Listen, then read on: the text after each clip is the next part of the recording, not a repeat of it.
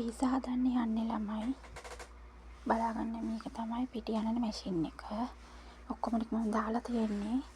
ඊට පස්සේ මෙතන තියෙනවා අපි මේක වහගමු ඉස්සෙල්ලාම. වහගත්තා. ඊට පස්සේ මේක මැෂින් එක ස්ටාර්ට් කරන්න තියෙන්නේ.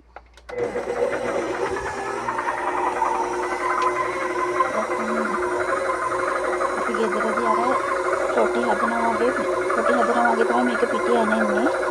හොඳට කලවම් වෙනවා. හරිම ලේසියි මැෂින් එක.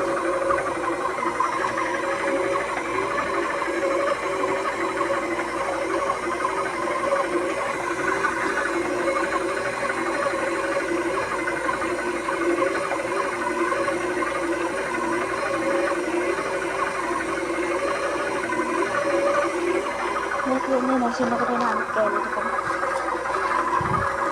මේක තියෙන මික්ස් කරන්න එක.